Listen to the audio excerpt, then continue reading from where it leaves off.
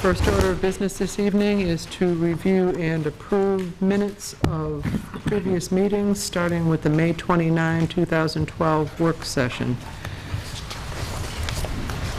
I make a motion to approve. Second. It's been moved by Dick and seconded by Mike. All those in favor? Aye. Aye.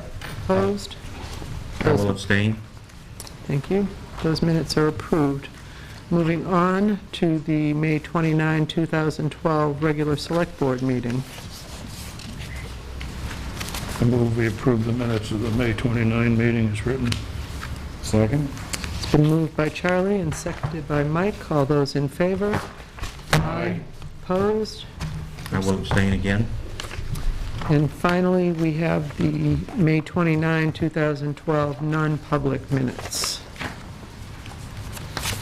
I would make the motion to approve those minutes as presented. Second. It's been moved by Mike and seconded by Dick. All those in favor? Aye. Opposed? And one last time, I will abstain. Thank you.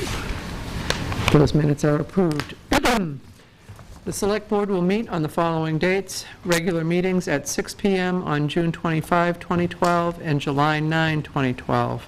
Work review sessions prior to the regular meeting will start at 5 p.m. On June 14, 2012, the members of the Select Board will hold 3 consecutive hearings beginning at 6:30 p.m. to hear public comment on a Community Development Block Grant, CDBG, Economic Development Project Grant, application proposal to the New Hampshire Community Development Finance Authority. All of the above meetings will be held in the Town Hall unless otherwise posted. Weather observations for the month of May are available in the Town Hall, and citizens wishing to be listed on the Selectmen's agenda should notify the Town Hall before 12 noon on the Friday before the scheduled meeting. Okay, moving on. First on our agenda, we have PSU appointment of full-time police officer Michael Cooper.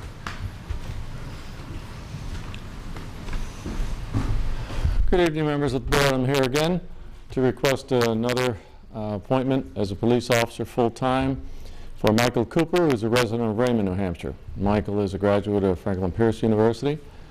He completed the usual complete background investigation, which is identical to the town's hiring process, and successfully completed all stages thereof. Michael is not here tonight to introduce himself to you because he began the full-time police academy in Concord this morning. And I haven't heard anything bad as of 6 p.m., so I assume he's at least going to stay for the second day. We're excited about Michael because he has a lot of good community and customer service experience in his background. He has been working for TSA, for a museum in southern New Hampshire, as well as part-time at his alma mater. So he's had a lot of contact with people who are in need of some help and dealing with students at the school from which he graduated. So I would appreciate the board's consideration of this request. If you have any questions, I'd be happy to answer them. See that our Plymouth Police Chief, Steve Lefebvre, you concur with this appointment? Yes, I have, and I've interviewed him myself. Okay. All right. With that, I would... Does it require a motion? Well, it will if there are no other questions. Nope. Yes, I would motion. make the motion that we approve the appointment of Mr. Cooper as an officer of the PSU Police Department, right? It's actually Town of Plymouth. The town of Plymouth. Second. All right, it has been moved by Mike and seconded by Dick. All those in favor?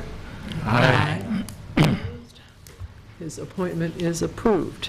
Thank you very much. And I failed to mention to the board that this is not a new position. This is filling a vacancy that was created in April when Sergeant Thomas Gallagher resigned to take a position at the Seabrook Nuclear Plant. I think you had told us the last time you were here that you had had a couple of vacancies Yes. that you were working on That's filling. correct. So thank you very Thank much, you very Colonel much. Doyle. Okay.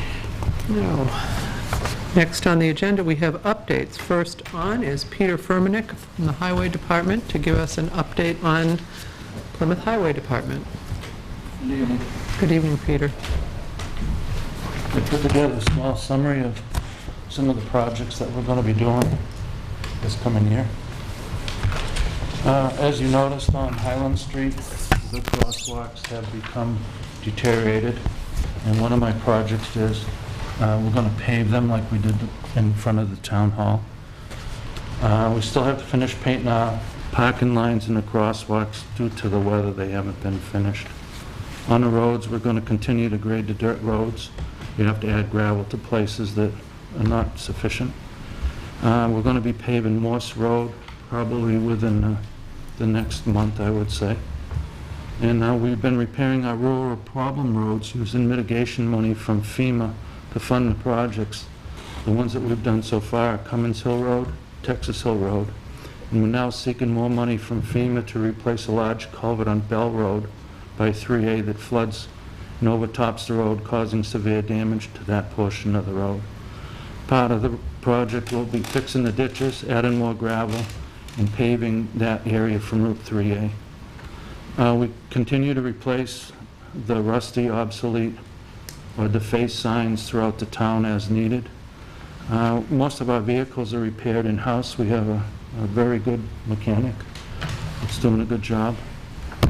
And we also have a preventive maintenance program for our vehicles now in place. One of the other things I'm going to look forward to doing this year is putting up a permanent gate to block the access to the highway department so we can protect the sand and salt from disappearing after hours. Tree trimming, brush trimming, we continue to do that. Catch basins, culverts, we've got about 5 catch basins in town proper that need to be rebuilt. And we've got to clean about 110 of them with an outside contractor this year. We've got about 5 culverts that need to be replaced in various locations in the backcountry. And then obviously we'll be in winter and then into mud season or any other occurrence that happens between now and then. Just a point of interest to the board, in regards to the gate that I want to put in front of the highway garage. In the later part of the winter, we put up a temporary gate that would shut off access to our sand and salt piles. During one single day at the highway facility, we made available 8 big truckloads of sand that we located outside our temporary gate for people to continue to use. In one day, all 8 loads were gone. That prompted me to change the location to the recycling facility for our townspeople to get sand and salt, well, the sand-salt mix. We had signs at the highway gate that said the sand was still available, but you needed to go to the recycling facility, show proof of residency, or your dump sticker, and prove that you were a resident of Plymouth. 2 5-gallon pails was the maximum you could take. We put 1 load of sand at the transfer station, and by asking people for proof of residency, the load is still there.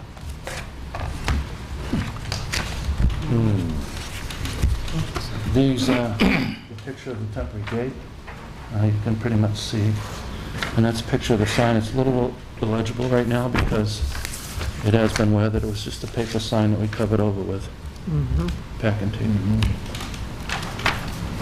And you said there had been 8 loads that were there that disappeared in a day? In one day.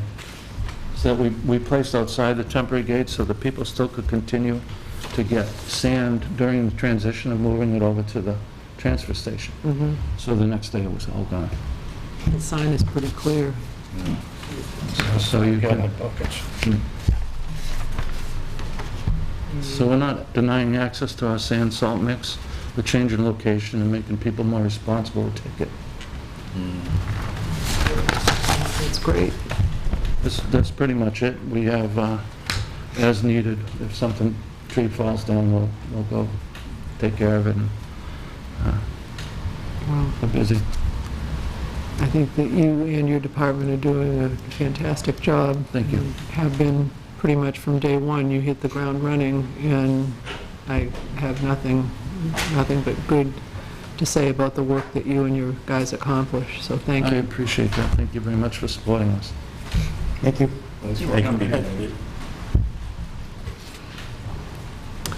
Okay, next on, we have an update from Madeline McElaney from Better Buildings.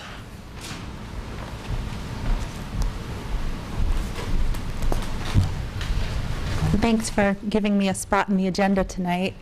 I'm Madeline McElaney. I'm the community manager for the Plymouth Better Buildings program. Last time I came before the board, a few of you mentioned that you'd like to see me come back in a period of time to give you an update on where things stood. So I did a little bit of number crunching, and I just have a brief update of progress to date and a couple other projects we're working on. So far, since our program began in 2011, we've had 44 businesses and 53 households enrolled into the program. 38 of those households proceeded on to the energy analysis phase of the project, and 19 of those households have completed their projects. 37 of those business owners proceeded with a comprehensive energy analysis, what we consider a phase 2 energy analysis or an investment grade energy audit. And 17 of those businesses are currently at the bid phase or under construction for their projects. And 3 businesses have completed their projects. And just because those 3 businesses are such pioneers in our community, I wanted to mention them by name. The Pemmy Laundromat completed a project, and they now have solar hot water powering their washing machines, and a number of lighting improvements that are reducing energy usage and enabling the business to operate at extended hours so that they don't have to pull in extra staff. And I've heard from the owner that they've seen an increase in business due to a combination of those extended hours and also to an advertising campaign that was in the Ripon Enterprise. Cynthia Dusso, who's a CPA in town, did an extensive energy efficiency project involving insulation and some HVAC improvements. And Voices Against Violence, a local crisis prevention center, has done some work to their women's shelter. They have a shelter in town that has an undisclosed location that's set aside for women and their children who are currently in crisis. And the thing that's kind of neat about that project is they run primarily on grant funding. They run with a really small budget, and the folks on the board and on the staff at Voices Against Violence do a great job. And part of what pays their electric bills and their heating bills for the shelter are federal grants, so our tax dollars. And they've seen a 20, well, they haven't seen it yet, but we're predicting a 26% reduction in energy use at that shelter. We are currently no longer accepting commercial applications for the program.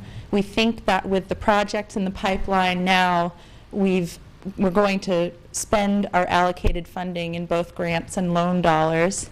We are still accepting residential projects, and the program is operational until the end of May of 2013.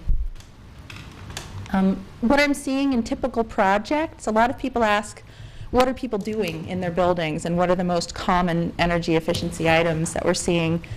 Every single project we've done has had some sort of insulation and air sealing component. That's what's getting people the most bang for their buck, the most savings, and the most increase in comfort level.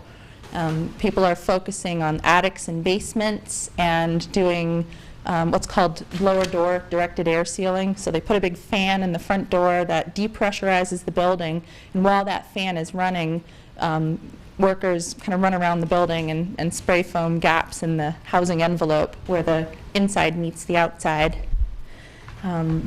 Usually second on the list are HVAC measures, new heating systems, upgrades to controls on existing heating systems, lots of cold source heat pumps like we have in our water and sewer office building, and also in the library, new air conditioning units, and just generally more efficient equipment and disposal of old equipment.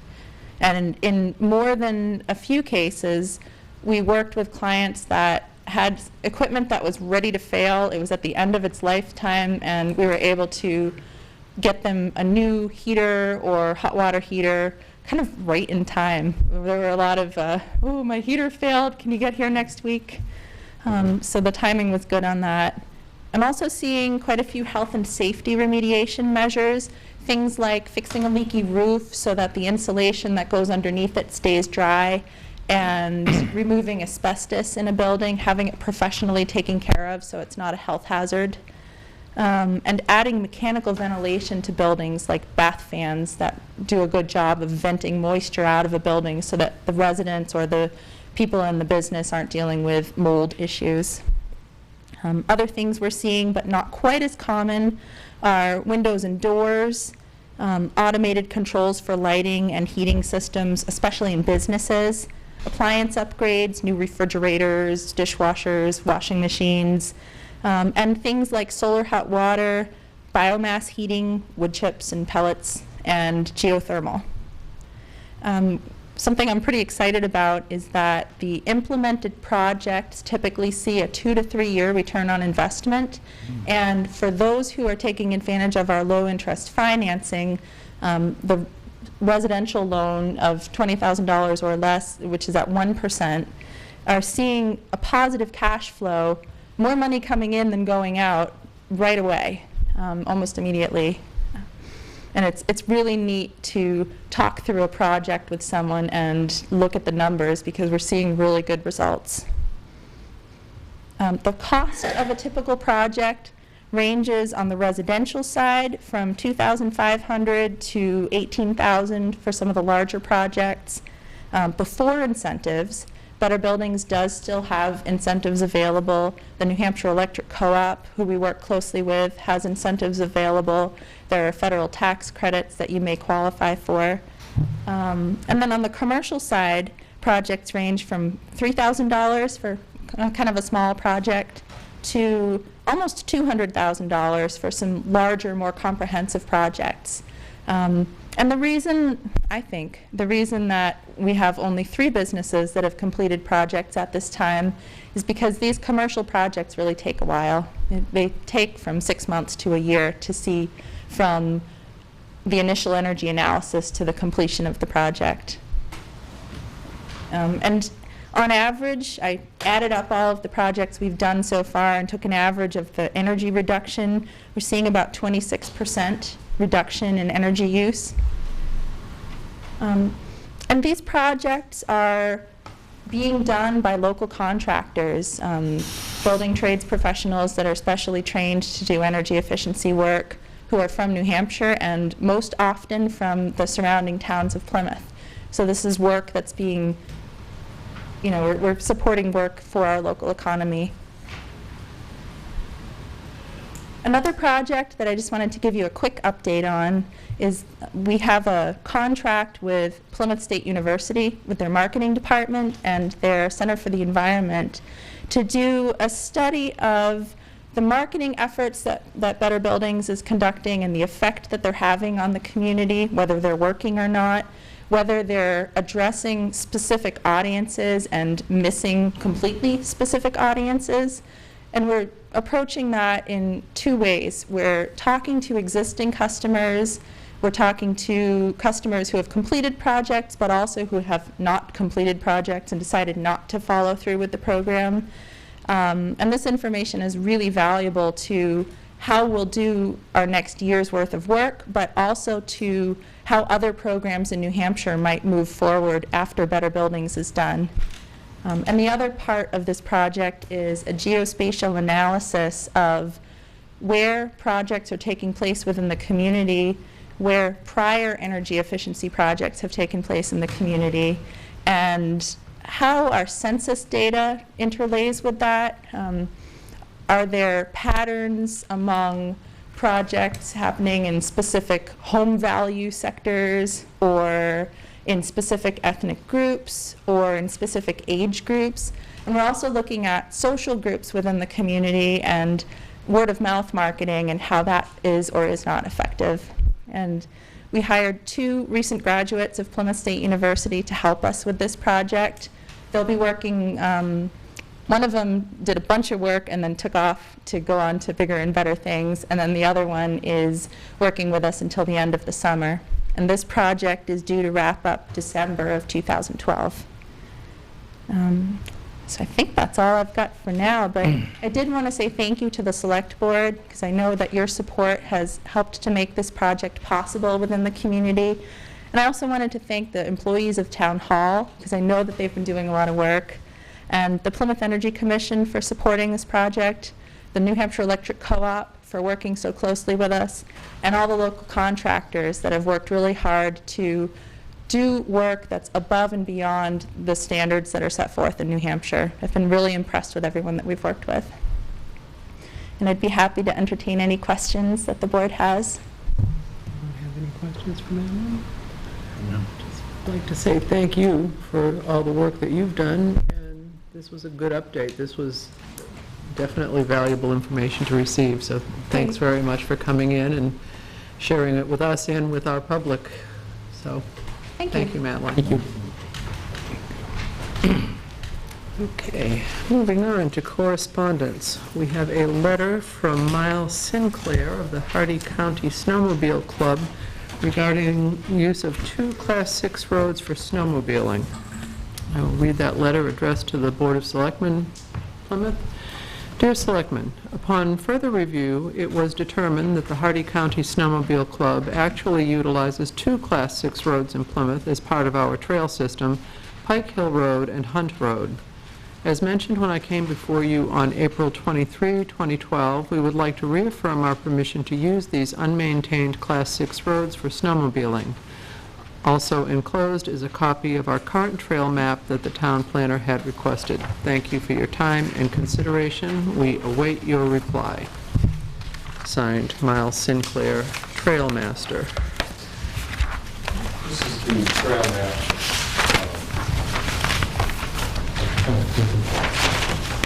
Figure out who's living where. As you may or may not know, Hunt Road swoops out of Bridgewater and comes through Plymouth and then goes out of bounds again. So there's just a very, oh, you have the, yeah, okay. We had been in conversation with the four-wheeling club in regards to Pike Hill Road in the past. We pretty much straightened out the signage up there. I don't believe that there's much in this other than the road not maintained for winter travel.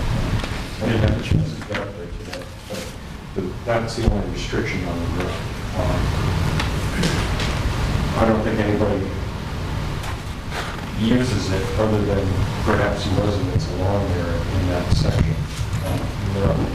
They maintain the road for their own use. And Sharon gave me a note concerning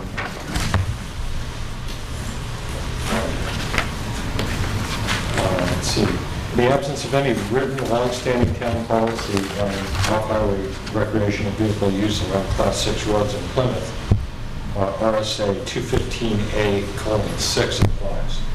And it has guidance on speed limits and general rules for operation along any public right-of-way, including the travel ways that applies to snowmobiles.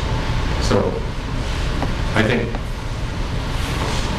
he's just looking for a nod, and since we don't really administer those roads anyway, other than with the signage to let people know that, you know, they're going to get stuck if they go in there over the winter. Right. I don't know that anything more needs to be said about this other than the board saying, have at it, which would be my recommendation.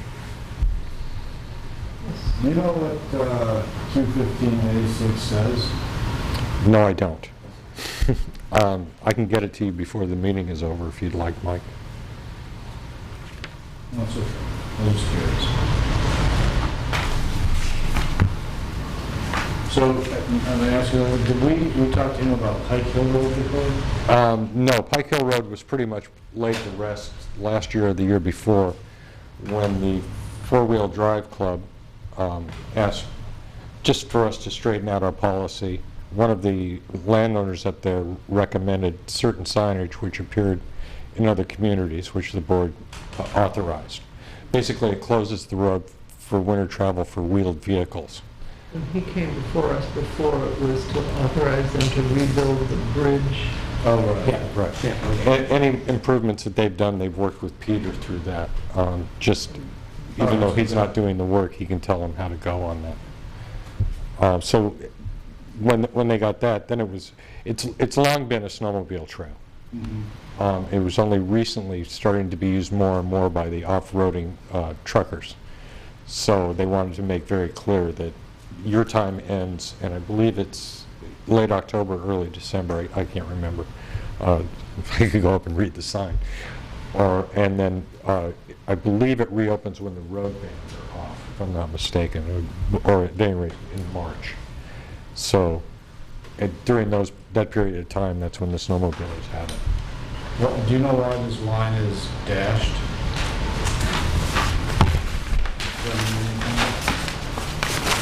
Well, there's no key on. No, it may be that that's not one that, they might utilize it, it might be a connector, but they don't maintain it. Snowmobile clubs will take over areas, and they will maintain the trails in that particular area. So sometimes there's overlap. It may not be maintained at all, it's just might be a byway that's used. And I take it Hunt Road is this. That's thing it. for the Yeah, it's in bright red down in the corner, Yeah. where it comes out of Bridgewater and then gets over to Beaver.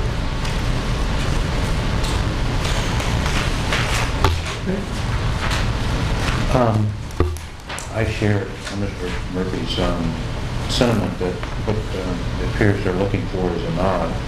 And since we do have written communications here, it's my belief that we'll probably respond with the written communications, and I reflect on a couple of very useful and helpful comments that our town planner had in her email communications. My suggestion would be that they'd be rolled into our written reply back. Essentially, it deals with general expectations about administering and things like that. But it would be my belief that we respond in a positive manner and incorporate the process sharing and put together in that.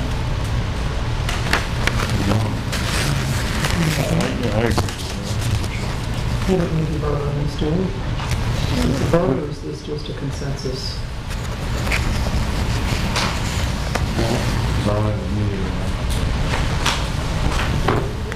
I'd probably be better I'd take a if we had vote. just to make a motion. Whatever in I doubt. have a motion that we reaffirm our permission to use Pike Hill Road and Hunt Road to unmaintained Class 6 roads for snowmobiling to the Hardy County Snowmobile Club. I'll make that motion. I'll second that. All right, it has been moved by Mike and seconded by Ray. All those in favor? Aye. Aye. Opposed? That is approved.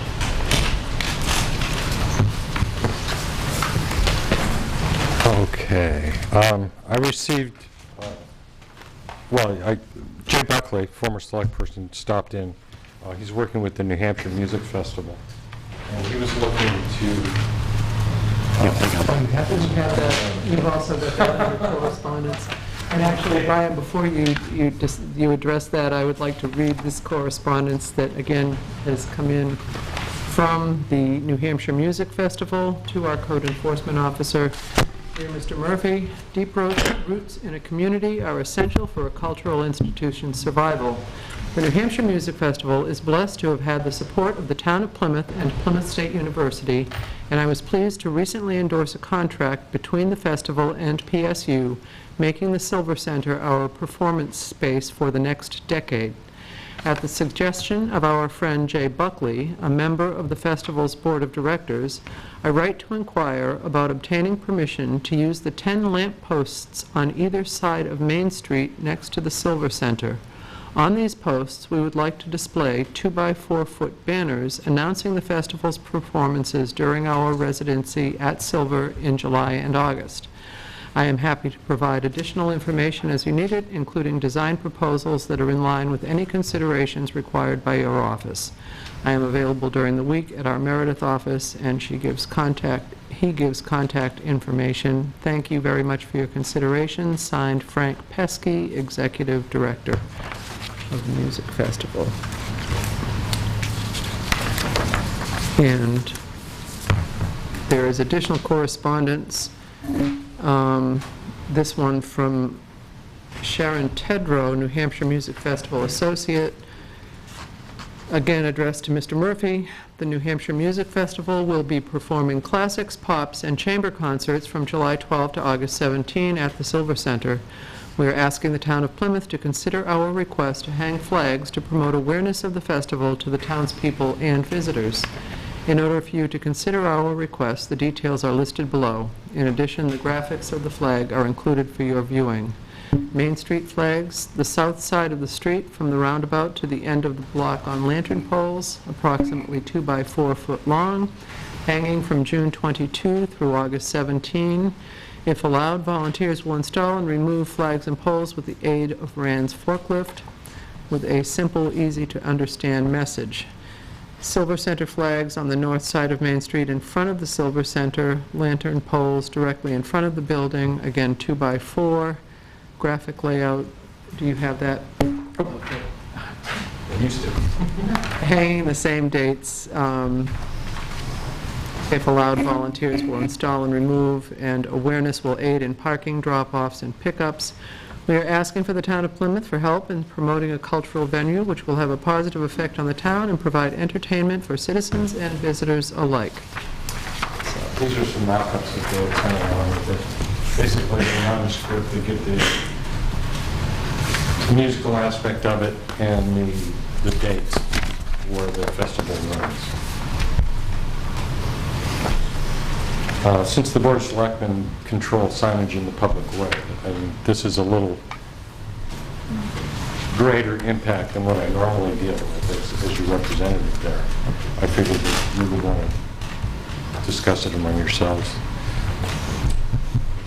You know, in other places where I've seen similar banners, I think they look good. They do too.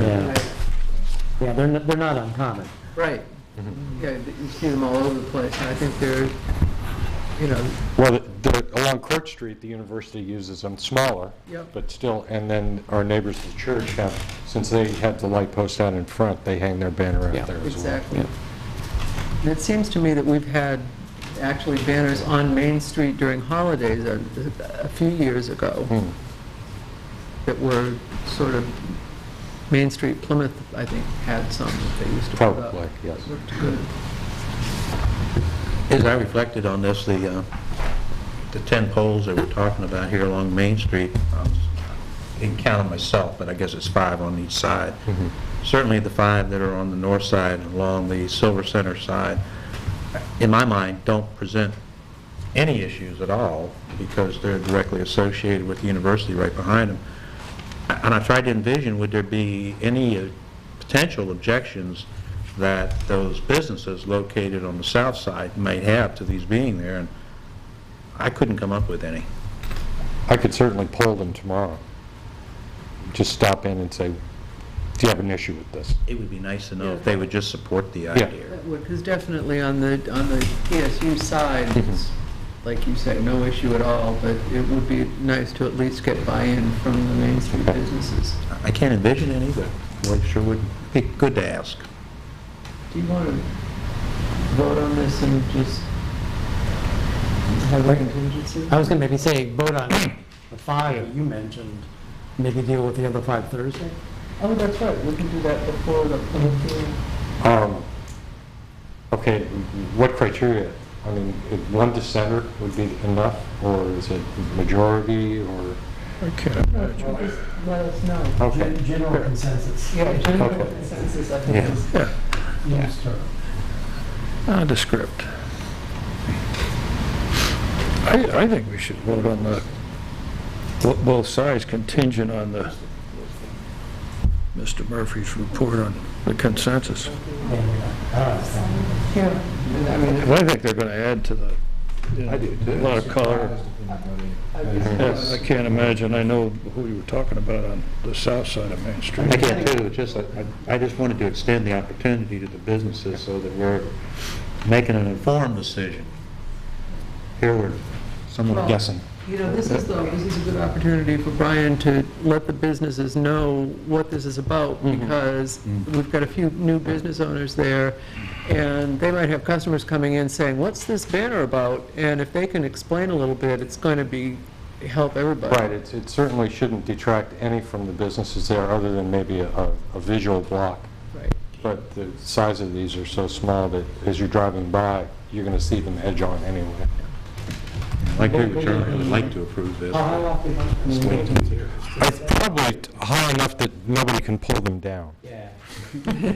12, 14, 15 feet. Right, whatever, probably the bottom of the luminaire from there down. Where's the last of the poles on the south side?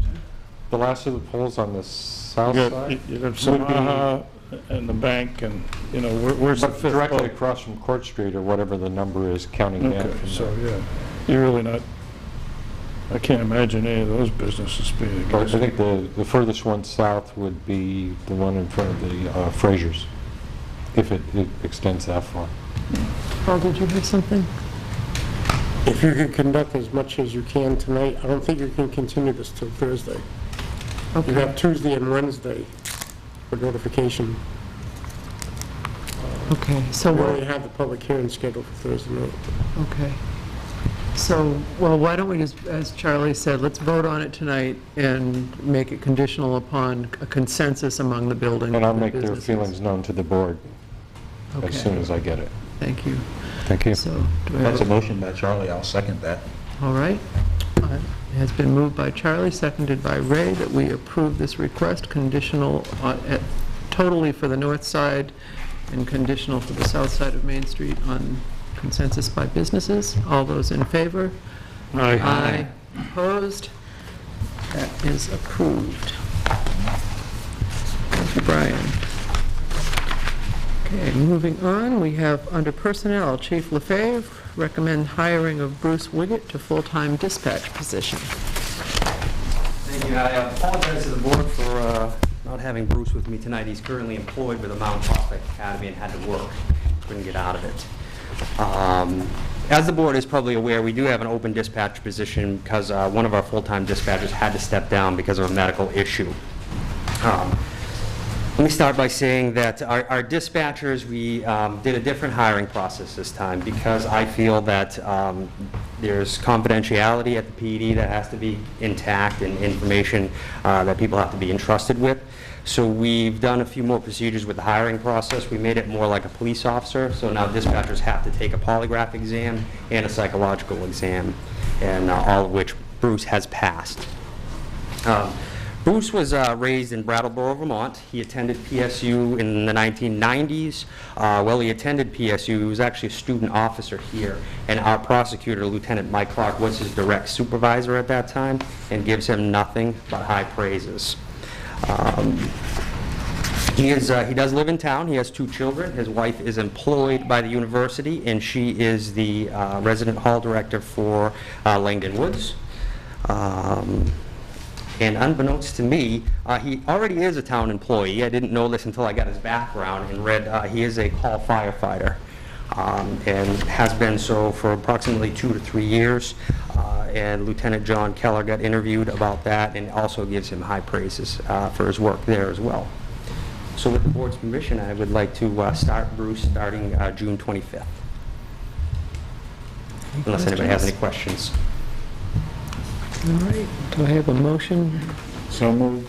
All right. Second? It's been moved by Mike and seconded by Dick that we hire Bruce Wiggett to full-time dispatch position in the Plymouth Police Department. All those in favor? Aye. Opposed? That is approved. Thank you. Thank you. Chief. Okay. Moving on. No visitors. We have no purchase orders.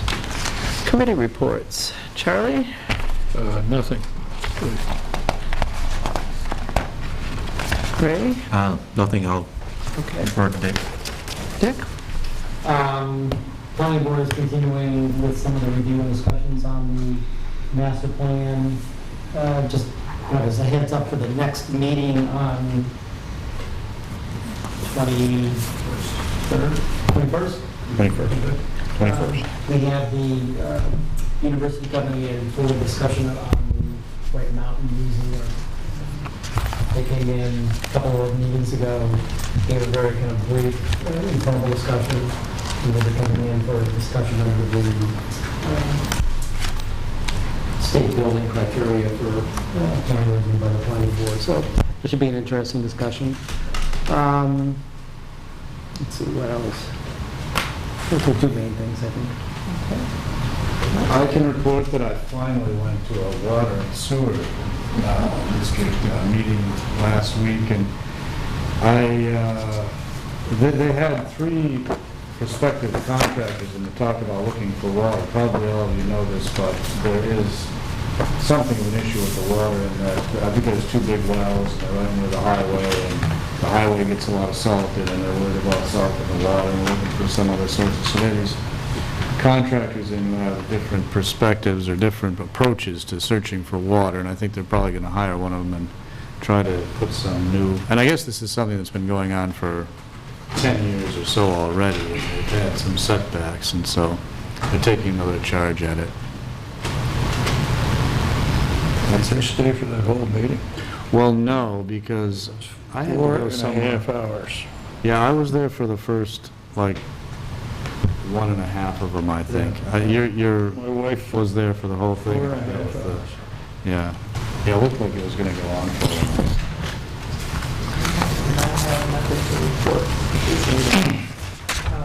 Moving on to other business, Fred Gould, airport lease agreement for Joe Menfe. Thank you. I delivered a signed copy of a lease that had been through John Radigan's office. The lease is for Plot 2 at the airport. And it's a lease that's granted under your authority by Article 15 in 1998, which created your authority to lease on a long-term basis plats of land for hangar construction, created a committee that would oversee and implement the lease program, and funded a survey of the center line and the platting of 3 lots.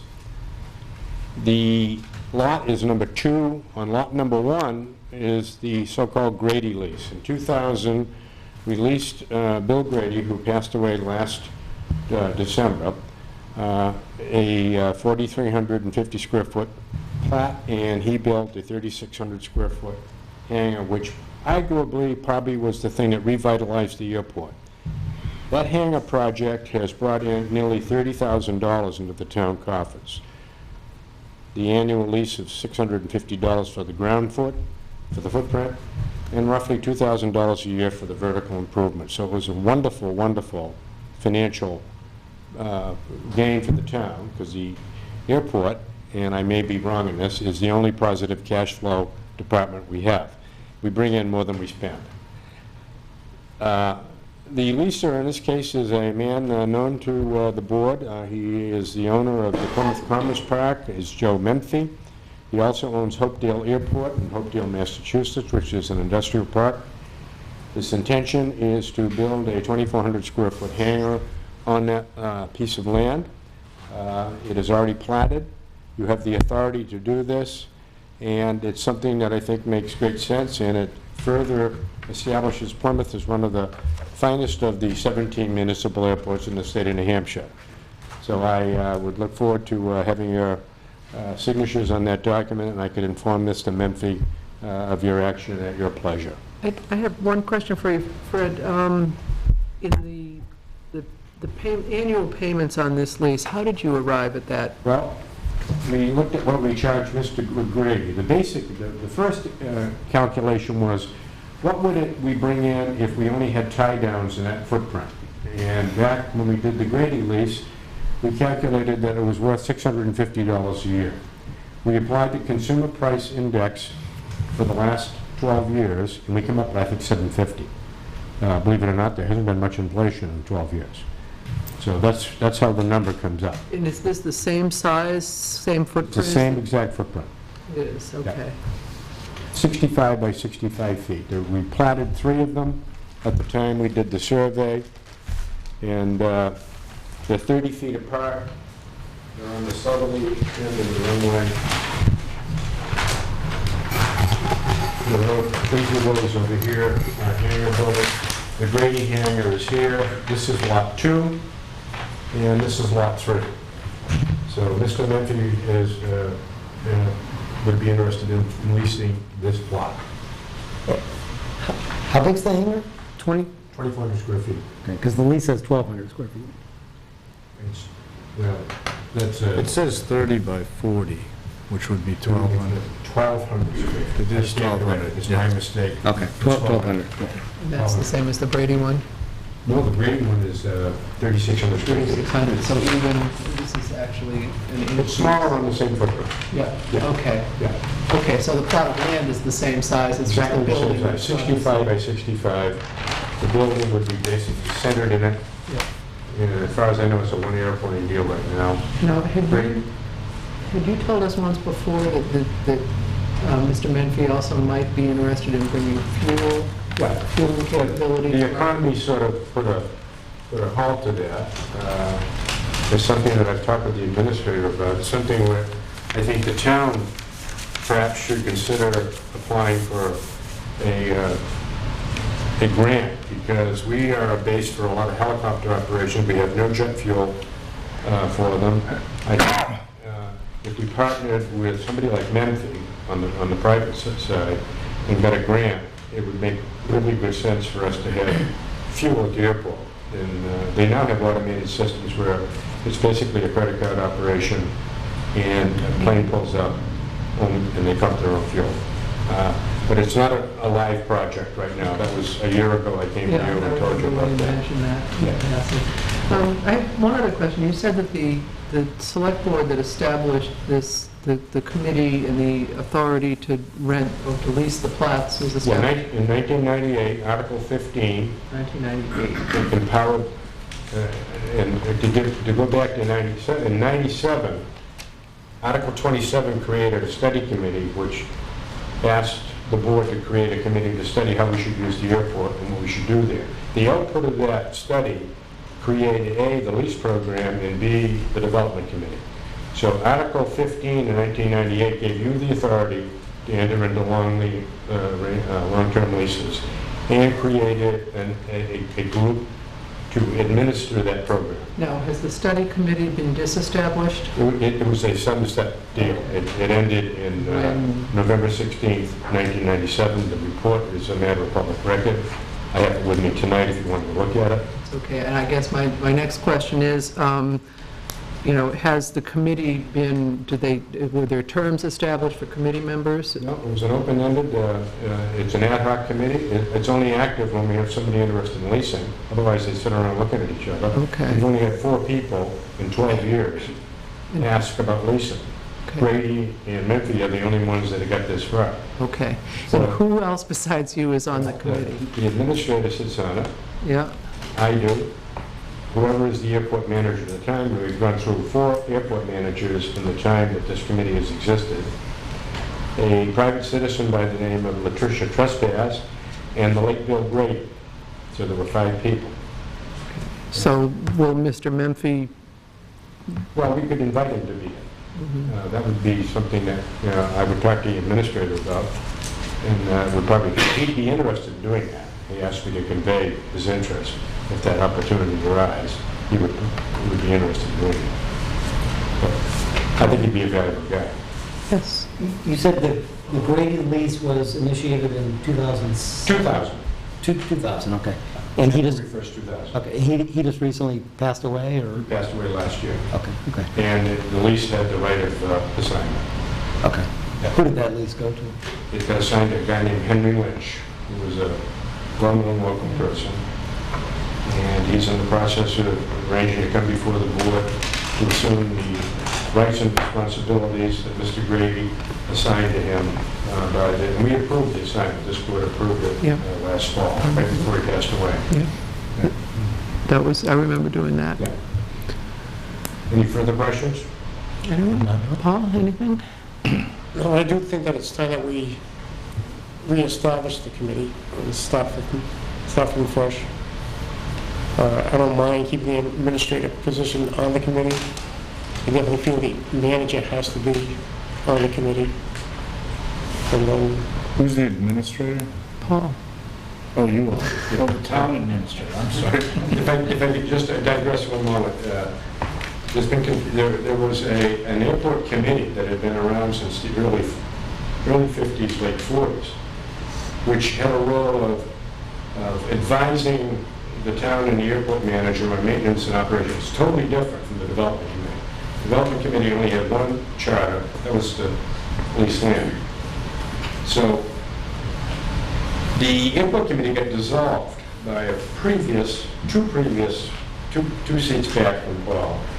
And at that time, I felt it was inappropriate to dissolve it, but it happened. And the reason it got dissolved with, it had become moribund, and I think the administrator got tired of trying to find somebody to talk to. I argued that that committee should be reestablished, and its role would be pilots, and it's operational and maintenance. It's something I want no part of. I'm a real estate guy, so. And I've had to step into the void at Paul's request on several occasions to do what would have been their role. So if they do bring this forward again, we have my strong support that we give the airport manager this resource. It's advice and counsel and volunteerism you would get out of that. So anyway. Just one, I guess maybe another question or two. You indicated that 4 people have approached you for the leasing of space, and 2 have come to fruition. Right. Does this committee or you or someone, do you reach out to the other people to say, hey, what's your interest? I guess one concern I have We found out there were the need for 70 hangar spaces in the Northeast. We don't do well because we're a seasonal airport, we're not paid. Yeah. So people are looking for summer space, they get a tie down. Somebody like Bill Grady was a special case. We recruited him when they closed Riverside Airport down on Ashland. And he built their experimental aircraft. That was his gig. So he was perfect for us. But we know you can rent a unheated, closed hangar for a small airplane for $350 a month. So the numbers don't work. That hangar over there costs $35,000 to build. So the return on investment is, we got to find somebody passionate like a Memphis. Our model is the Grady hangar, and that's our architectural standard. We've had people want to come up and put a pole barn up, wants it up, and the text showing 11, we said, nay, nay. There's our minimum standard, sitting over there on that slab. So, no, we haven't done any real marketing on it, other than we're available. I'll talk to anybody that's interested. There isn't a lot of interest. Okay. I said earlier, it's sort of the one problem I have is it sort of looks and feels like sort of sole source leasing, without sort of going out to the broader market. Obviously, the market is small. Small, yeah. And there, you could maybe put this out on the street and, not have any other bites for months, I would expect. The other people who've come... Pilots talk to each other, and we had 65 pilots there last week. So, every year we have 2 fly-ins because of that Grady hangar. Yeah. It brings, great people for one day, one afternoon a year, we're the 4th busiest airport in New Hampshire, which is a joke, but it's true. So, what brings them, is it just sort of like... Reunion, retired Delta pilots reunion, they come in their vintage aircraft. They're the right kind of guy, and we've got a wonderful advertisement with that Grady hangar right there, so. Yeah. Are the people that have come in that you mentioned, talked about a pole barn and, standards a lot less than we would like to see, a lot less than the folks involved with the airport would like to see. Are those people included in the 4? Or? Yeah, they're in the 4. Okay. Yeah. We have one other person who is based there and rents a tie down in a hangar from us, who didn't like the terms of our lease. We tried to work with him, but he had his heels dug in, and we decided not to cave in anymore. And some of you were around when I went through that cycle. So, I'm a business guy, and the town as I pointed out, that's not a make-believe number. It's about 30 grand that we've got 12 years out of it 1 year. I'd love to do 2 or 3 more. I guess maybe just the last question, I don't want to belabor the point. What brings them, is it location that brings them here versus Laconia or someplace? There's a grass strip standard, and we're supposedly either the best or the second best grass strip in New England. They love this setting. They love the approaches, as they say to each other. And the aircraft, and the study committee determined that this is not going to be a big-time airport. It's not going to be paved, it's not going to be lighted, it's not going to be lengthened, but let's make it the best grass municipal airport that we can afford. And that was what our charter was. We didn't have any money to work with. So the money was, we went after the private investor, and that was the whole thrust of the study. Thank you, I appreciate it. Thank you. Thank you. No, great. Thank you, sir. Thank you very much. So, shall we take a vote on approving this airport hangar lease agreement? A motion to approve. I'll make the motion to approve this lease as it's been presented. Second. It's been moved by Mike and seconded by Charlie. All those in favor? Aye. Opposed? All right. Approved. Thank you very much, and thank you for that background information. I think we will, at a future... I'll provide it in writing to Kate. I promised her I would do it. She requested it earlier this week. I ran a charity event in my yard Saturday. We raised $5,500 for 6 local charities right out of our front yard. Wow. And a bicycle event. So we were real busy. Thank you. Thank you. And we will revisit the... Mr. Gould? Fred? Yes. We will, at a future meeting, I think we are going to take a look at the committee charters and, you know, look at that again and just make sure that what we're doing is what we need in 2012. So we'll invite you to participate in that. Thank you. 6. Nice.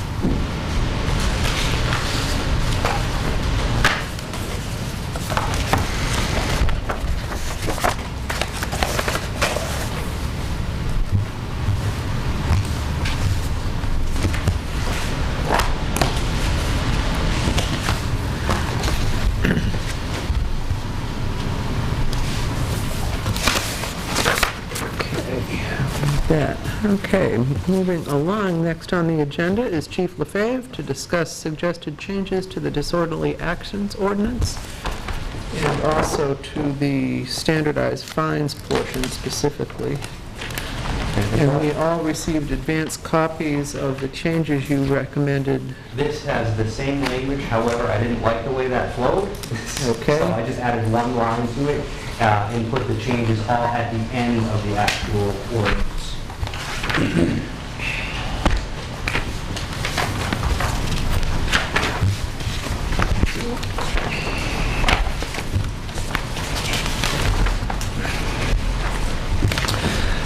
Basically, what prompted me to even explore this option of adding some amendments to the disorderly actions ordinance is that some people had come to me and had some concerns about fireworks and what can we do to stop the fireworks. They're going off late at night.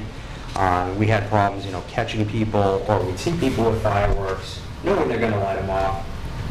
It's not unlawful for them to possess fireworks. So, and while I was working on the firework portion, a little bone of contention with me is the furniture fire. So I came to the conclusion that if we're going to make a change, why not roll the furniture fire into the ordinance as well?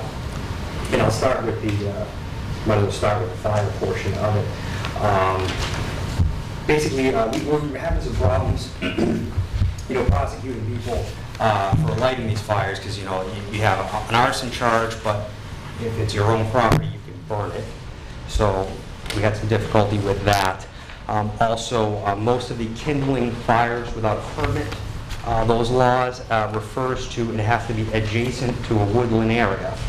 The middle of Russell Street is not adjacent to a woodland area. So that's why I kind of addressed those issues into this ordinance, and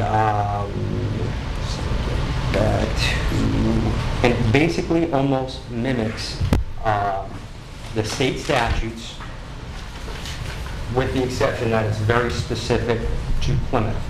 And it even talks about obviously getting the town of Plymouth's permit through the forest fire warden, which is, or his designee, which is Casino Boston, Chief Boston. It does allow for camping, cooking fires, all the normal things that people would have fires for, as long as they had proper permits. But one extra added thing that I put in there is, under the fire person, it shall be the duty of any person who discovers a fire listed in this section to report it immediately to the Plymouth Fire Department or other public official. Whoever fails to do so shall be in violation of this ordinance. Because what we're finding out is somebody lights a couch on fire, everybody comes out, starts hooting and hollering and just cheering it on, and does nothing about it. Nobody calls us. So to even prevent these, I added that into the ordinance to help us quell this problem. And just to let people know what the language is that you were referring to about, you know, the middle of Russell Street, essentially that's where you say, no person, firm, or corporation shall kindle, attempt to kindle, or cause to be kindled any fire, or shall burn, attempt to burn, or cause to be burned any material on any town of Plymouth property, to include but not limited to the town common, town roadways, state roadways, town sidewalks, that should read, sidewalks, state sidewalks, town traffic islands, and state traffic islands. So that's pretty So, comprehensive. and like I said, it basically prohibits anybody from burning any material on town property. So that's the fire portion of it. The fireworks portion, basically in a nutshell, I won't go through all the verbiage, because again, I had to take some of this between a combination of our state law and some federal law, and I kind of custom tailored it to our needs. But basically, in a nutshell, what it works out to be is that you can only possess fireworks in the town of Plymouth. The only time you can possess it if you are a licensed firework company. So it would prohibit the possession and display of any types of fireworks by anybody other than a professional company. The term display means light the fuse. Yeah. Is that right? Okay. Yes. You know, here's my display of fireworks, you know, and they're on. Yeah. And actually, it says here, under definitions, towards the back, it'll explain fireworks and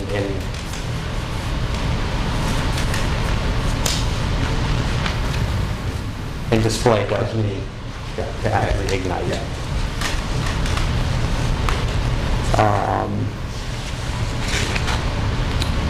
So that's it in a nutshell, if anybody has any specific questions about it. Can I ask you a couple of things? On the, I think that the firework one seems to me to be really good. Okay. And it makes perfect sense to me, and I think, you know, you've got people now that are licensed, or, you know, are transporting it with the right kind of permits. The language seems really good to me. But in this fire one, I'm just wondering, if I read, you're talking about Roman 8, I think, Okay. when we talk about fires first, right? And I was wondering if there's ands or ors in these things A through E. Because, for example, could you burn a material if the ground is covered with snow but you don't have a permit? Is that the case? Correct. That would be exactly what state law. So is this like an or? Well, I guess this, And, wouldn't it? I think it's or. Or So it's except when the ground is covered with snow, or one has a written permit, Yep, it could be. or it's in the presence, or, now is it I or? took this section from the state law, and that's how the RSA was actually. They don't have any That was a ors. copy and paste. Yeah, that specific. Mike, they use portion was. other. What? They use other instead of or, Other? other than the following. Yeah. Read the tail end of the lead-in paragraph. Yeah, any material other than the following. Well, I was going to ask about that too. It says, it seems to me like it should say, other than in the following circumstances. Because when I read any material other than the following, I expect to see some different types of material listed there, maybe. Am I completely out of my mind? under other than the following circumstances. I see what you're saying. Circumstances could easily be placed in there. Yep. It would be any material under other than the following circumstances, because all of what's listed here is circumstances under which it's okay to burn. So after material, under.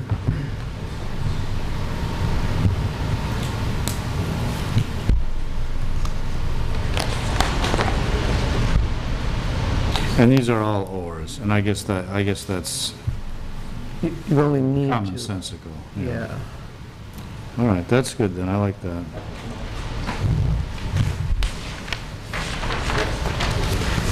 And again, I did add a little section under definitions just to define fireworks. And oh, I forgot to tell you also, even if you are a licensed company for a fireworks display, they have to apply for a permit and get board approval to do that.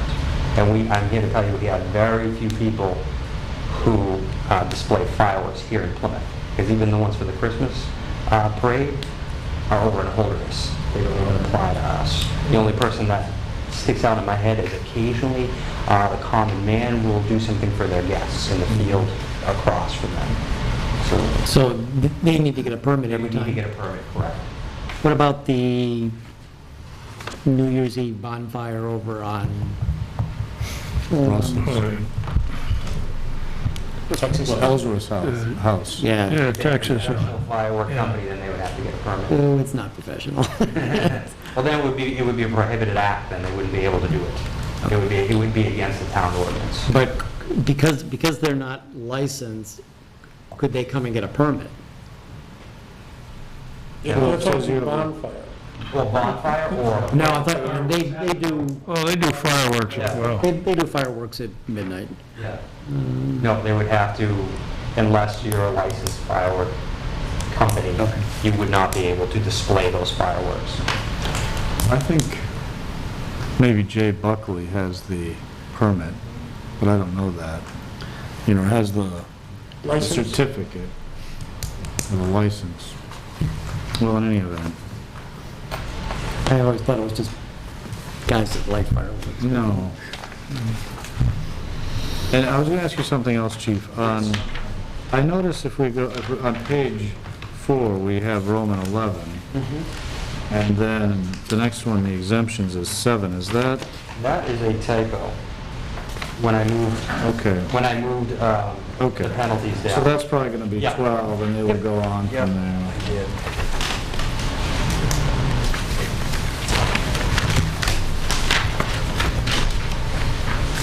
And then the penalties are all, the only change in the penalties is I added these new sections to the penalties, meaning the fireworks and the fire. Did we put these out in the front?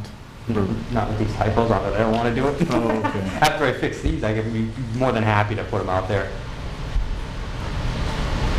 All right.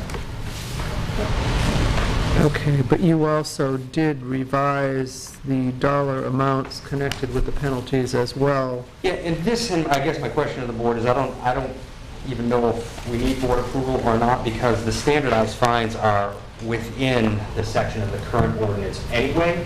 But on the back of our tickets, we have these standardized fines, like open container of alcohol is $50, public urination's $100, littering $75. Disorderly actions, noise it's a must appear, but even that has changed to a $300 fine first offense, $600 second offense. These fines have been in place since I started here 18 years ago. Well, in the ordinance, you also have fines of not less than 100, but not exceeding 1,000 on, you know, so depending on which section it Correct. applies to. So you can change it on your form without having to change anything in the ordinance. Yes, I would think we would perhaps have two actions, and I would support the immediate approval of changing the fees to bring them up to speed based on just the economic changes that have occurred in the last 18 years. And put that aside. Then I have a question. I find a lot of good things here that I personally can get behind, but I'm wondering if the idea of the proposals that we've got here in regards to fireworks in particular, if that's not something that we should actually have a public hearing on, just because I am aware that in other communities there has been a sensitivity when there have been restrictions that have been imposed, and I just think we would be wise to afford our community the opportunity to comment on those before we actually put anything into play. My hope and belief is that we'll be supported with what's in front of us, But I think we would be wise to afford the community the opportunity to comment on fireworks, because even tonight, we were throwing out what we thought we understood about this particular individual or that particular individual and what they do or don't do. But I think we'd be wise to have a public hearing on that aspect of it. Just make sure we said we did. And I believe if we are going to amend an ordinance, we have to have a public hearing I was just anyway. gonna say Yeah, that. That's a requirement. yeah. So, Brian? Because this is kind of a blunt stick that's using, for a selected population. Roger Ellsworth is a perfect example of this. It's a one-night, one-time thing. The permissible fireworks that he uses, he's a little bit late, but it's New Year's. I'm just wondering if, because it's kind of quashing or chilling permissible acts under state law, if it might not have to go to town meeting, but it would definitely require a public hearing. That would be a question for Reading, because I don't know the answer to that one. I like the direction we're going. I'm sure that's understood. Is there in these citations, is there some incentive to pay this by mail as opposed to going to court? Yep, you What's can, the and it gives, well, the incentive is you could, if you showed up to court, you could get a higher fine than other than what's listed Okay, so the below. fine could be higher than... Correct. We can go Pay on, by mail, you pay the fine. on any ordinance, we can go up to a $1,000 fine. In that range, $100 to $1,000, that's set by state statute. Correct. You can't go on a town ordinance, you cannot penalize anybody higher than $1,000. I guess this the one, you talked about sort of the three existing fines Yep. listed here. Yeah, because those are our most Over-container, common ones. alcohol, public urination, and littering, 75, and then you talked about, going to 100, 200, 150. The one comment I would make on the littering is that, sometimes the littering has the impact of the highway department having to go out and clean up at significant time and expense some big problem or mess that someone's created, be it on conservation land or whatever. It almost seems like littering should maybe have a little bit of a higher fine. Just so we're correct in this, we use this portion of the littering,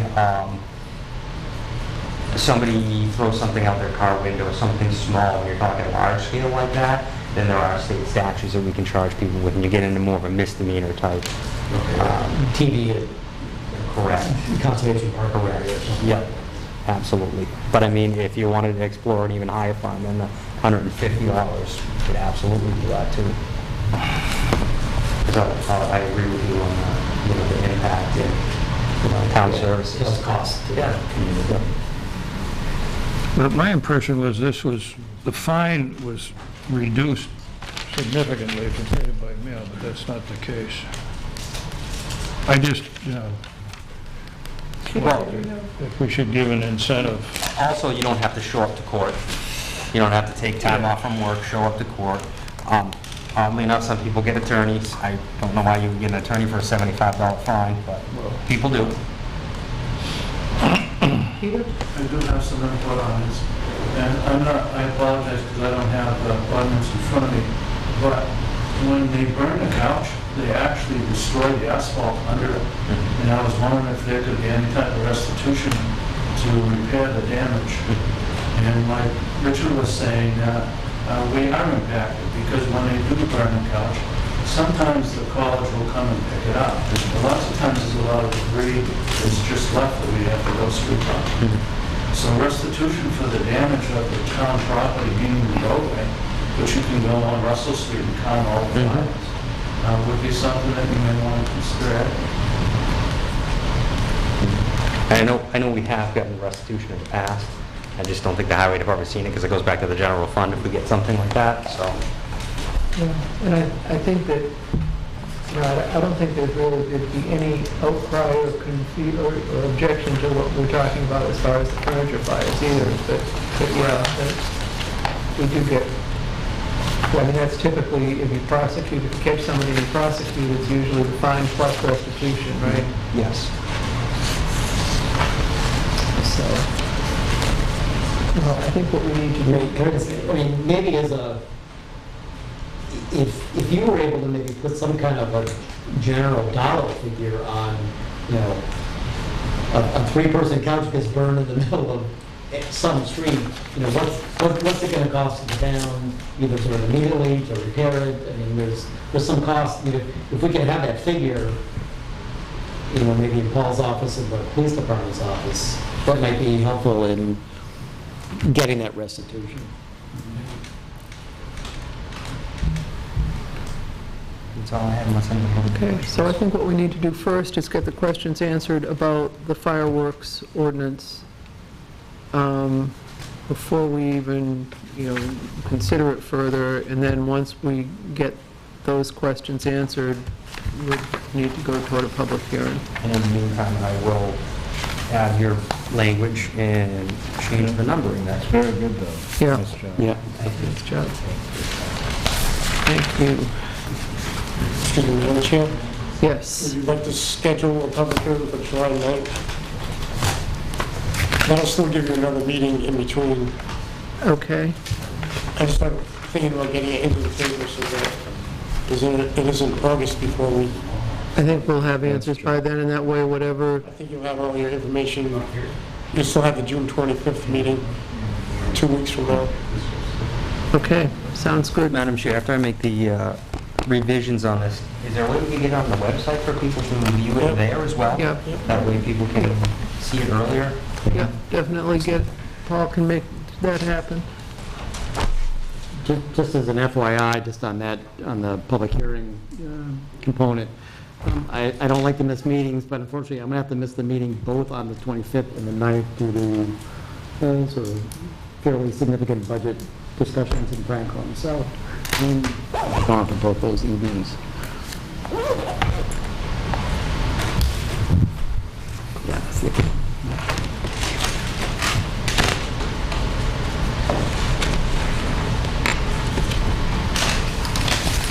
Thank you, Steve. Thank you. Next on our agenda is using the Laconia Citizen for public hearings with the Record Enterprise as backup. Paul?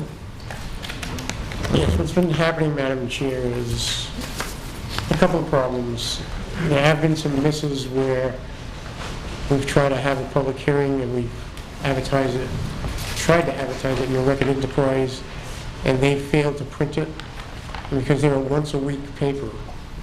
It usually throws us 4 weeks away Right. because we have to have a 14-day notice. That's problem one. And the second one does refer back to the fact that the Citizen comes out daily, and I think it's time, because of all the grants that we're pursuing, it's mostly for grants, they've been coming up quickly, and sometimes there's not 4 weeks available for us to be able to be asking for a grant and qualify for the deadline. I think we have to start considering a daily paper over a once-a-week paper. But we do have to have an official paper designated by the town so that when we submit it to the grant company, whether it's CDBG or the federal grant company or the state, we have to show them the fact that we are publishing it in a local public paper. And the closest that we could think of would be the Citizen. I know the Record Enterprise has always been considered the local public paper, but these grants come so quickly and they come in such a short time frame, the Record Enterprise can't get it in That makes within that sense. time frame. Just a question, I'm wondering if what the downside of this is. 'Cause Not getting the grant. I was thinking about changing it to the enterprise. Is there any downsides? Moving away from the enterprise. Is there a downside to that? I was- I'm not perceiving there is any. I just wanted to ask the question. Is there anything that comes to mind? No, I mean, I think it's really a question of making sure that, you know, there's an awareness that we're making the decision. You're doing a public hearing this Thursday that made the deadline by 2 days. Right. Yeah, I think it makes total sense to change. And if there's a mistake within that period, Then we're out another 4 Misprinting. weeks. and then you missed the grant. And we have missed a couple because we couldn't get it in the paper. I wish the state would change the rules. We use the website now. We post it all over town. in a half a dozen different places, but the only thing that actually counts in the state of New Hampshire is publishing it within 14 days in an identified local newspaper. The only paper that we've ever identified as a local newspaper is a Record Enterprise. So we're looking to identify 2 local papers. 2 local papers? The Record Enterprise is a backup. When there's time to spread the wealth, if I can use that term, we will still use the Record Enterprise. When there's plenty of time, we're going for a federal grant, like in the case of highway, there's usually months ahead of time that we can get that out of the paper. But these CDBG grants, we're usually being notified, and any stimulus grants, they're usually 3 or 4 weeks. You're going to say yay or nay. And you also have to have a public hearing as part of the requirement. And a lot of times, depending on when we're approached, like tonight, we already can't have a public hearing at your next selectmen's meeting. So, yeah, I'm sorry. No, go. I was just going to make a motion. Oh, let me toss this out. I mean, at Franklin, we use the Citizen just because it is a daily, and Franklin does not have a weekly anymore. Just sort of the concern I have of using, the Citizen most of the time, and then the Enterprise sometimes, and we'll use the Enterprise if we have, a long lead time. People don't know where to look. Yeah. And we I think discussed that also. I think people look on the website and they look in the places where we post the public hearings, or like on the front door of the town hall. I think the last place that many people look is in the paper now. They Right. go to the town's website, they go to the Hannaford, the library, the recycling center, the lobby, but the law requires us to put it in a local paper.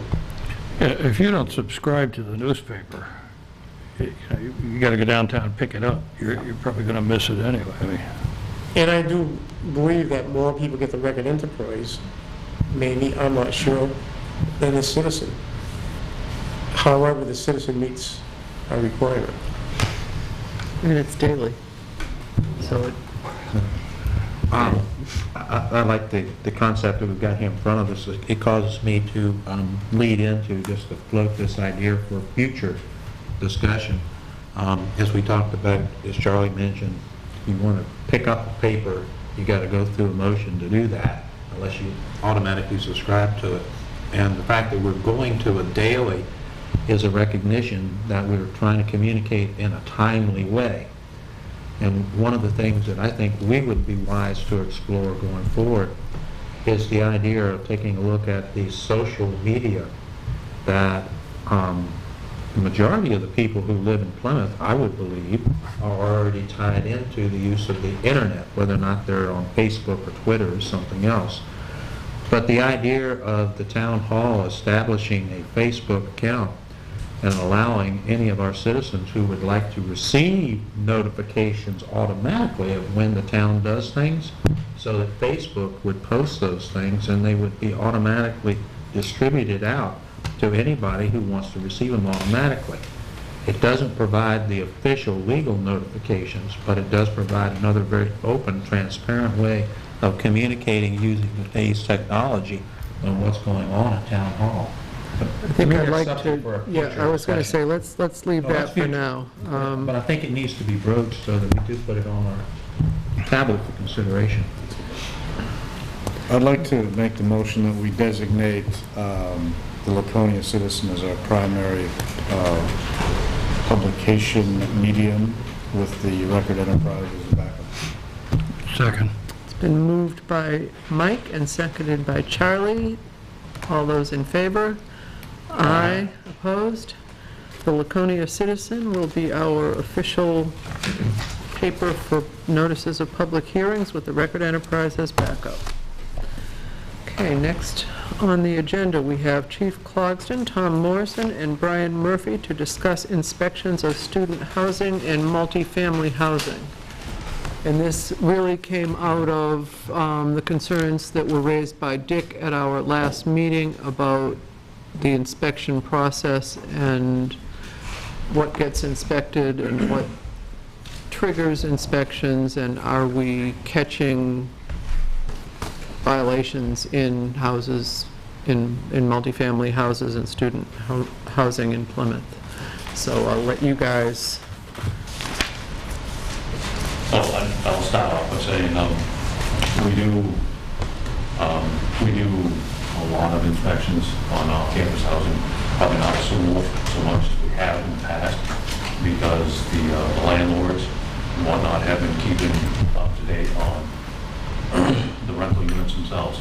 These rental units are actually 1- and 2-family homes. So there's not a lot more in the life safety code, than it is at your house or mine.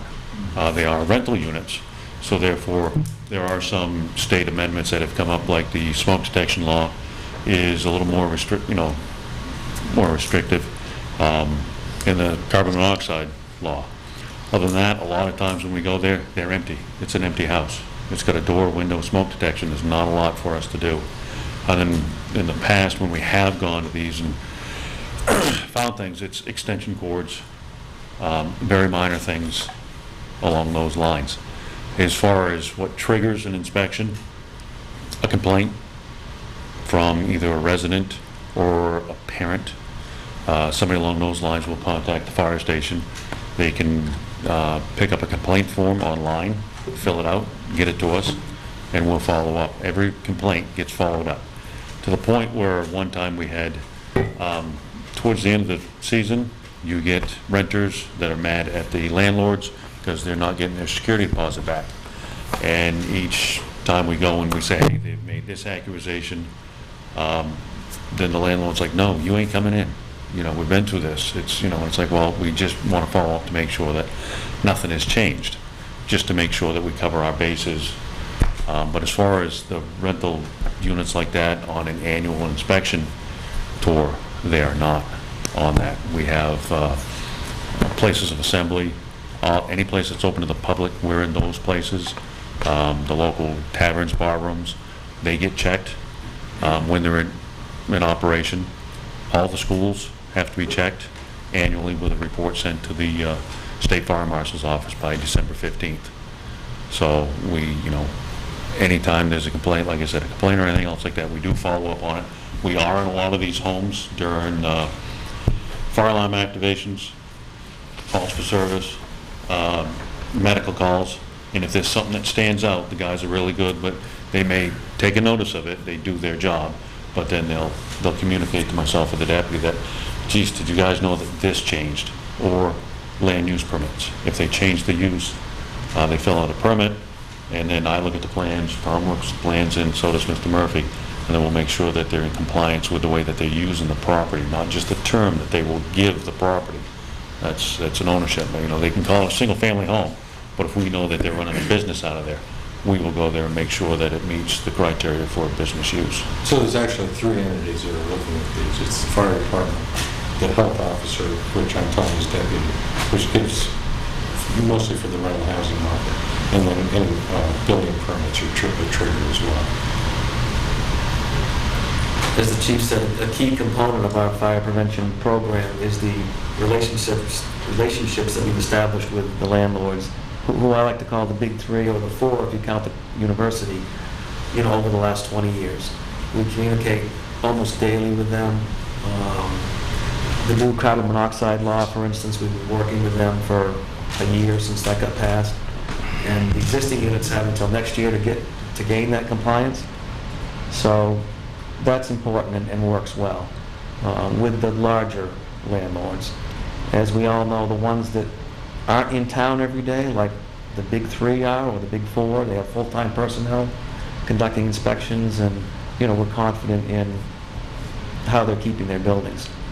Not to mention the fact that we don't have the resources to be in what amounts to probably 1,000 units in our community, rental units, Right. on a regular basis. So, and the same is true of the health. The health complaints come in the same way and are dealt with the same way. Some more emergent than others. Some require action that day if we think there's an imminent hazard, whether it's fire or health. Some of them, not so much, and we have to give them time to comply. Everything's got a built-in waiting period for it. for the most part. And in order to get it, you have to give them time to rectify. So usually the notice of violation says, you've got to clean up immediately or by Monday, things of that nature. Depending on what it is, you have to allow for, because of notice requirements, it has to be a registered letter. And so, that's built into it. You don't really know you've got it until almost 30 days later sometimes. More often than not, it triggers a phone call from the person who receives the letter. And that's when, it's essentially just a wake-up call too. Right. And at that point, you can proceed with, this is what we need to do today. You have, 2 weeks to take care of the rest of it. So when it comes to, health or safety aspects of it. And we have seen more and more of some of the off-campus housing voluntarily putting sprinkler systems in place. We're reviewing another set of plans, some that just came across our desk. So the landlords do recognize the severity of the life safety component, and they do know, how some of these houses do get a little out of hand with some of the parties and whatnot. They're out there, on the theme weekends, they're out there, they're checking their properties, which is, a large step forward from what it used to be like 15 years ago. I mean, they would buy the piece of property, stuff a bunch of kids in there, and then they'd leave. And then the town was left to pick up the pieces, as it were, and send multiple letters and all that. We don't have to do that anymore. If there's an issue, we can pick up the phone and usually get it corrected within a matter of days. And they'll call us. The larger landlords are great about calling us with questions, daily before they proceed with something, because they're in a business. It's a business, and they know we're out there, and they want to do it right for the most part. I mean, I guess you touched upon one issue that was kind of formed part of the foundation of my question or concern, which relates to sprinklers. And I mean, I recognize that a lot of the student housing is single and two families, over which any community has very limited controls. With multifamilies, obviously, we have a lot more control potential. I mean, of the multifamilies, student housing, how many are sprinkled, how many are not? I mean, do you have a... I'm not sure we have that many which you could classify as multi-family dwelling units. Because I believe for the most part, they're all what you would consider the two-family dwelling units. They got 3 living downstairs and 3 living upstairs. Well, I mean, I think about the massive white buildings on Winter and Russell. I mean, those are... Still those, for the most part, please correct me if I'm wrong, they're within the, the 3 unrelated people downstairs and the 3 unrelated people upstairs. Although at times it doesn't seem like that, but that's what the classification is of them, and I believe that's the way that they use it. They may squeeze one more. Most of the rooming houses that we classify as higher occupancy do units have. do have. Right. I know Stoke's just about 100% of it is, and we won't. Yeah, there's like 3 of them on, actually 4 now, on Russell Street that are sprinkled. And rooming houses are required to be. Either if they're new or they're renovated and converted to, they have to be sprinkled. How many Well, I guess,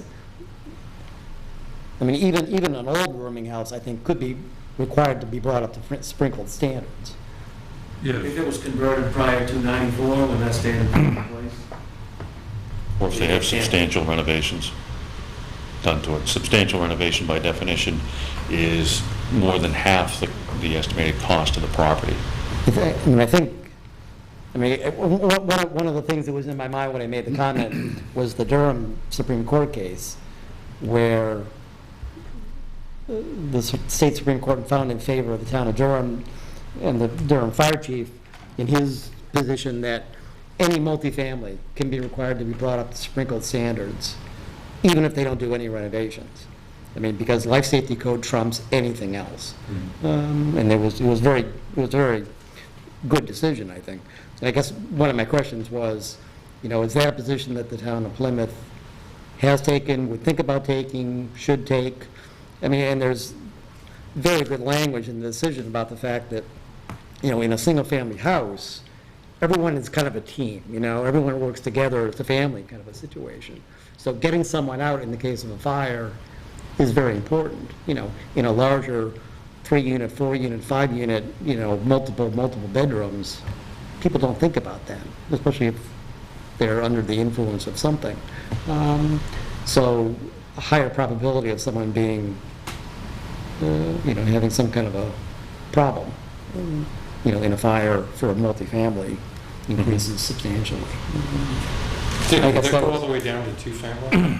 Now, well, 3 and up. 3 and up. The sprinkler, there's not a sprinkler code. I mean, there's not a code that requires retrofit at this point in time, is there? Other than rooming houses? Right. No, and I think what I was going to say is, for us, because we don't have a local ordinance relative to that, we would have to wait for that case to affect the state fire code, which is what we enforce. We could have a local ordinance, if that's what your question is.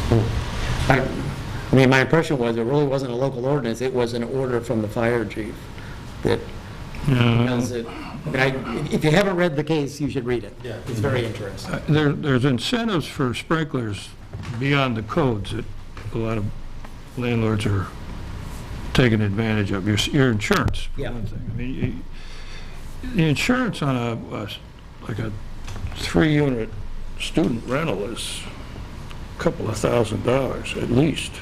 You know, it's outrageous. And I think with sprinklers, you can get that reduced to a point where you probably pay the sprinkler off in 10 years. I mean, I for one think sprinklers are a great idea, but I have no idea how you're going to force. I would bet you that if you really could get at all these places, which has got to be next to impossible, you're going to find a lot of battery-powered units in these houses that probably haven't worked in years. Well, so I don't know. That's not really what we're here to talk about, but I think that court case is certainly something that would be worth looking at and seeing the language of. I'd be interested in that too. Say again? Do you have a link to that? I can't. Probably if you went to the New Hampshire State Supreme Court site. It was this year? No, it was, might be like 5 or 6. It's been out there for a while. Probably if you Google, if you went to the site and searched for Durham, it'll come up. No, it's in the national standard now, 1 and 2 family dwellings. Of course, New Hampshire accepted it, but it's in the national standard now, in the life safety code. And, you know, there's at least one landlord, as the chief said, who was sold on it when he had a kitchen fire that could have been a $5,000 job that turned into, you know, destroyed 2 units. Right. He's been sold on sprinklers since then. Yeah, I bet. Any other questions? Nope. Okay, thank you, gentlemen. You're welcome. Appreciate it. Have a good night. Okay, moving on. Next on our agenda, we have public comment. Does the public wish to comment this evening? Mr. Keefe. I just wanted to take a minute to thank the select board members who have been coming so graciously to welcome the students and their families at orientation. I know you all have very busy schedules, but so far Val and Ray have been there, and I know that others are coming, and I just want to say thank you. We're halfway through. Appreciate it very much. You're welcome. That's a fun thing to do. Charlie, you've got this coming Sunday. I've got this coming Wednesday. Wednesday, right? Yeah. All right. If there's no further public comment, I would now request a motion that we go into a non-public session in accordance with RSA 91-A:3, 2A through C. I will make that motion. I will second that. It has been moved by Mike and seconded by Ray that we go into a non-public session. All those in favor? Aye. Aye. Aye. Aye. We are in non-public.